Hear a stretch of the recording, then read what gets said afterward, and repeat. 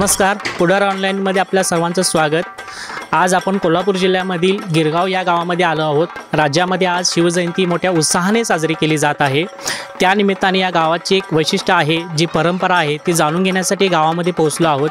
या गावाचं वैशिष्ट्य म्हणजे या गावामध्ये शिवकालीन परंपरा अतिशय उत्साहाने सांभाळली जाते। तरुण पिढीला प्रशिक्षण दिले जातं आणि हे प्रशिक्षण देण्याचं काम स्वातंत्र्यवीर फिरगोज शिंदे मर्दानी आखाड्याच्या माध्यमातून केलं जातं आणि त्याचे वस्ताद प्रमोद पाटील आहेत। ते गेले अनेक वर्षांपासून गावातील तरुण पिढीला शिवकालीन जी युद्धकला आहे ती शिकवण्याचं काम करतात।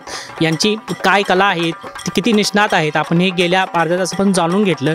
तर या खेळाचं महत्त्व काय आहे, हा खेळ कसा महत्त्वाचा आहे येणाऱ्या तरुण पिढीसाठी, हे आपण यांच्याकडून जाणून घेणार आहोत।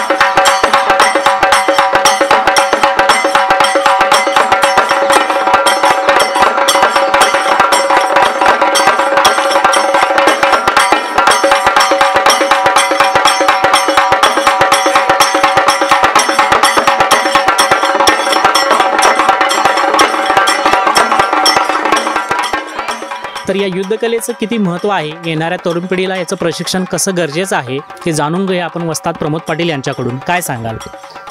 जय शिवराय। गेली 13 वर्ष आपण आपल्या संस्थेच्या माध्यमातून अनेक मुलांना या कलेचं प्रशिक्षण देत आहोत। मग त्यामध्ये आम्ही लेझिम, करंडी हा जो प्रकार आहे तो अतिशय लोप पावलेला प्रकार आहे। म्हणजे आपला जो प्रकार आहे, जसं लेझिम हा नृत्य प्रकार म्हणून त्यावेळी वापरला जायचा किंवा खेळला जायचा, त्याच पद्धतीने करंडी हा प्रकारसुद्धा खेळला जायचा। पण आज महाराष्ट्रातील मला तर वाटतं फक्त 2% ते 3% लोकांना माहिती आहे की करंडी म्हणजे काय। ती कलासुद्धा जोपासण्याचे काम आमच्या गावाच्या वतीनं, आपल्या संस्थेच्या वतीने केलं जातं। त्यामध्ये लाठी-काठी, दांडपट्टा, तलवार, भाला, विटा, फरीगदगा, बाणा, कुऱ्हाड या शस्त्रांचं पूर्ण शास्त्रशुद्ध पद्धतीनं प्रशिक्षण आपण आपल्या संस्थेच्या माध्यमातून देतो। आज पण जवळपास 700 ते 800 मुलींना आपण या कलेचं प्रशिक्षण दिलेलं आहे। मुलींसाठी का गरजेचं आहे, कारण मुलींना आत्ताच्या मुलींना परी नाही तर वाघीण बनवा। आता आपल्या मुलींना परी नाही तर वाघीण बनवा। एक वेळ डान्स नाही आला तरी चालेल, पण त्यांना स्वतःचं रक्षण करता आलं पाहिजे, ही भावना आम्ही हे ध्येय ठेवून आम्ही आमच्या गावातील सर्व मुलींना हे प्रशिक्षण देतो। ते प्रशिक्षण देत असताना आम्ही ते मोफत देतो। आजपर्यंत कोणतीही कुणाकडून फी आकारलेली नाही, सर्वांना मोफत प्रशिक्षण दिलेलं आहे।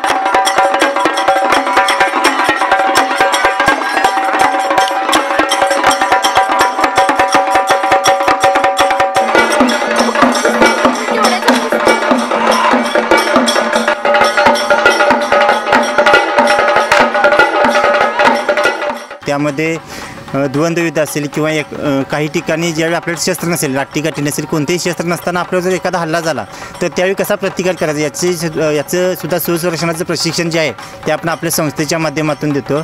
आणि ह्या कलेबद्दल सांगायचं झालं तर ज्या युद्धकलेच्या जोरावर छत्रपती शिवाजी महाराजांनी स्वराज्य घडवले, लढवले व वाढवले, ती युद्धकला आज या महाराष्ट्रातून लोप पावत आहे। तिचं जतन संवर्धन होणे ही काळाची गरज आहे।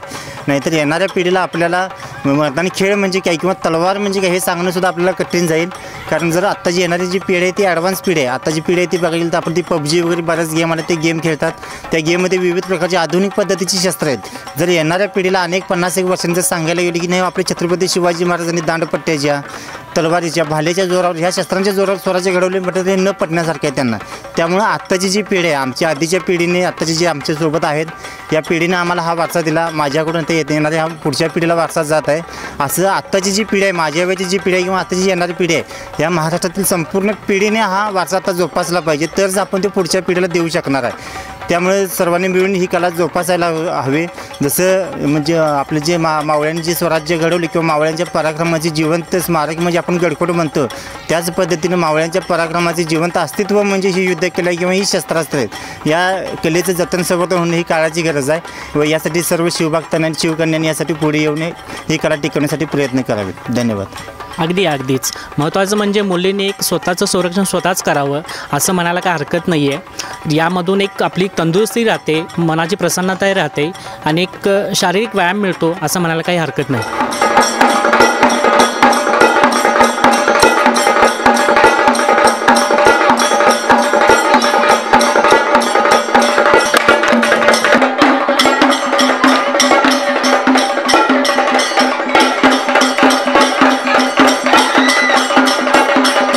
आपल्यासोबत काही शिवकन्या आहेत, त्यांनी अनेक कला पारंगत केलेले आहेत या संस्थेच्या माध्यमातून।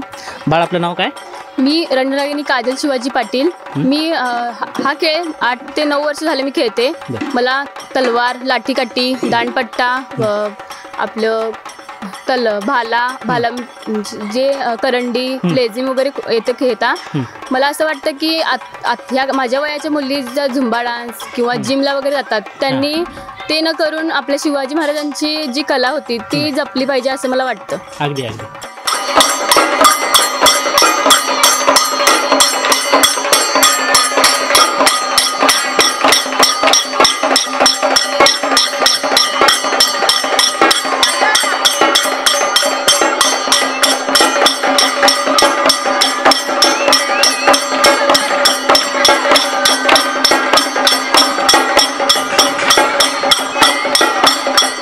आपल्यासोबत आहे कस्तुरी सुरेश पाटील. याची कला आपण पाहिली तर ती कला कशी शिकली हे तिच्याकडून जाणून घेऊया. काय काय खेळ खेळतेस तू? लाठीकाठी, दांडपट्टा, भाला, करंडी आणि लेझिम.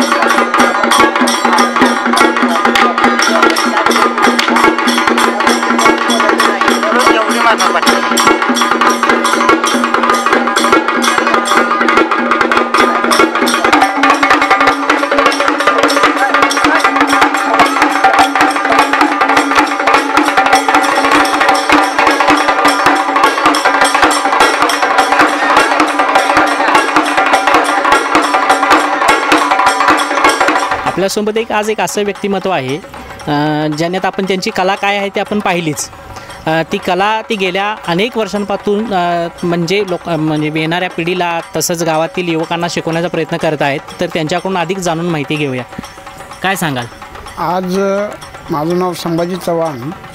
तर आज गेल्या 40 वर्षापासून जे आम्ही पूर्वीच्या लोकांचं खेळ बघून जे आम्ही जे पुढं जोपासना करत आणली ते आजपर्यंत आम्ही आता प्रमोद पाटील यांनासुद्धा आम्ही वेळोवेळ सांगतो आहे की प्रमोद आमच्यापेक्षा चांगले आता मुलं खेळतात.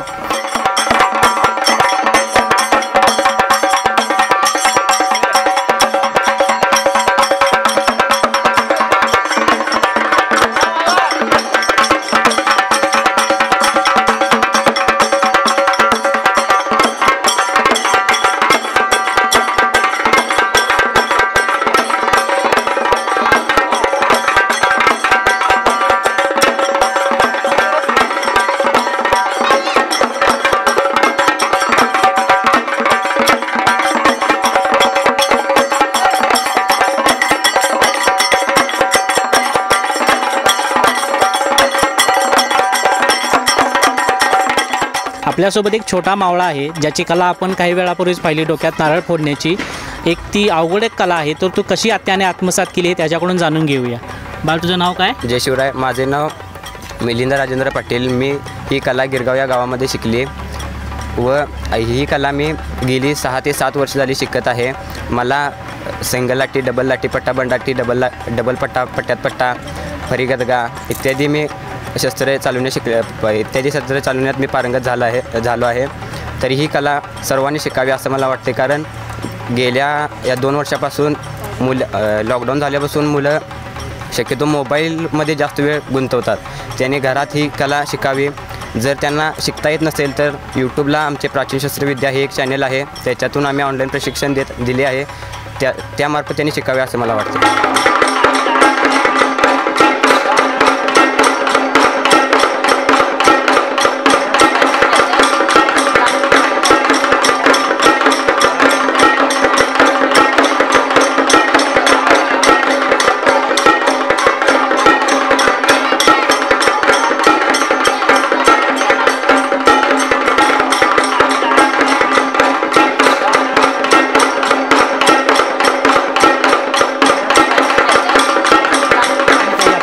वरिष्ठ नागरिक इथे उपस्थित आहेत. बाजीराव पाटील यांच्याकडून जाणून घेऊया की ही एक कला किती महत्त्वाची आहे येणाऱ्या पिढीसाठी. काय सांगाल या बाबतीत? मी महाराष्ट्राचे आराध्य दैवत छत्रपती शिवाजी महाराजांना वंदन करून सांगू इच्छितो की आज जी या मुलांनी किंवा आमच्या गावात जी परंपरा आहे, सैनिकी परंपरा असेल, 1857चं पहिलं जे बंड झालं ते आमच्या गावात झालं. चिमाजी महाराज साहेबांना आमच्या गावातल्या मावळ्यांनी सोडवलं. छत्रपतींच्या नंतर जर वारसा जपायचा असेल तर आमच्या गावानं तो भरपूर जपलेला आहे. या गावाला 4 तालमी होत्या. 4ही तालमी अशा या लाठीकाठी, दानपट्टा किंवा करंडी याचे खेळ इथे या भैरवनाथ मंदिरात चालायचे, ईर्षेवर चालायचे. आज आमची मोडत आलेलं आहे कुठंतरी. हे जुन्या माणसांनी आमचे वस्तात पांडुरंग सासणे, संभाजी चव्हाण, आनंदराव पाटील किंवा आमच्या बरीच मंडळी अशी सवंगडी या लोकांनी इतकंपर्यंत जोपासलं. आता याच्या पुढचा भाग आम्ही प्रमोदकडे सोपवला आणि हे जर खेळलं तर इतर खेळ आपल्याकडे पाश्चिमात्य आक्रमण करावं लागले. कुंग-फू हे ते ह्याचा न उपयोग होता या खेळाचा उपयोग व्हावा अशी मी विनंती सगळ्या म्हणजे लोकांना करतो. आणि शासनाकडे सुद्धा आम्ही अशी मागणी केलेली आहे मागे एकदा की हा खेळ शाळेमध्ये शिकवला जावा, जेणेकरून याचं हे होईल म्हणजे प्रगती होईल आणि हे खेळ खेळला जाऊन इतिहास घडेल. इतिहास विसरला तर काही तुम्हाला माफ होणार नाही. इतिहास घडला पाहिजे, इतिहास घडवला जातो. म्हणून या गावाला ती परंपरा आहे. म्हणून गिरगाव गाव आणि दूरवर नाव असं या गावाचा इतिहास आहे. एवढं मी सांगू इच्छितो. फिरंगोजी शिंदे संस्था संचलित मारताने आखाडा या संस्थेच्या माध्यमातून आम्ही ही गेली 13-14 वर्ष झाली ही कला जोपासत आहे. फिरंगोजी शिंदेंचं नाव देण्यापाठीचं कारण आहे की 1857ला भवानी मंडपमध्ये, कोल्हापूरमध्ये जे भवानी मंडप आहे त्या ठिकाणी जो रणसंग्राम घडला, जो रक्तरंजित इतिहास घडला, त्या इतिहासामध्ये त्या रात्री 5 डिसेंबर 1857 रोजी जे फिरंगोजी शिंदे यांच्यासोबत जे 400 ते 500 मावळ्यांचा जो रक्ताचा अभिषेक या मातीला घातला, त्या मावळ्यांचा इतिहास फक्त इतिहासाच्या पानामध्ये दडला गेला, लपला गेला. म्हणून त्यांचं नाव आम्ही फिरंगोजी शिंदेचं दिलं. कारण आपण ज्या ज्या ठिकाणी आम्ही जाऊ त्या ठिकाणी आपल्याला फिरंगोजी शिंदेची ओळख विचारतात व त्यावेळी आम्हाला त्यांचा इतिहास सांगण्याचा आम्हाला म्हणजे भाग्य लाभते किंवा तो अभिमान वाटतो. म्हणून आम्ही फिरंगोजी शिंदेच्या नावाने ही संस्था चालू केलेली आहे. तर या शिवजयंती दिनी लोप पावत चाललेली कला, ही कला किती महत्त्वाची आहे आणि ही कला चालवण्यासाठी जी काही तरुण पिढी आणि वरिष्ठ पिढी जी एकत्रितपणे पुढे जात आहे ती गावातील तरुण पिढीला ज्या पद्धतीने प्रशिक्षण देत आहे हे खरंच कौतुकास्पद आहे. आणि हा खेळ प्रत्येकानेच आत्मसात करणं गरजेचं आहे. कारण आत्ताची जी पिढी आहे ती पूर्णपणे मोबाईलमध्ये गुंतल्याचं आपल्याला दिसून येतं. तर थोडा मोबाईल बाजूला ठेवून आपल्या पालकांनी सुद्धा आपल्या मुलांना असे मैदानी खेळ शिकवावेत, जेणेकरून ते तंदुरुस्त राहील, त्यांची मनाची प्रसन्नता वाढेल. या दृष्टिकोनातून विचार करणं गरजेचं आहे. कॅमेरामॅन रवींद्र बागलसह परशुराम पाटील, पुढारी ऑनलाईन, कोल्हापूर.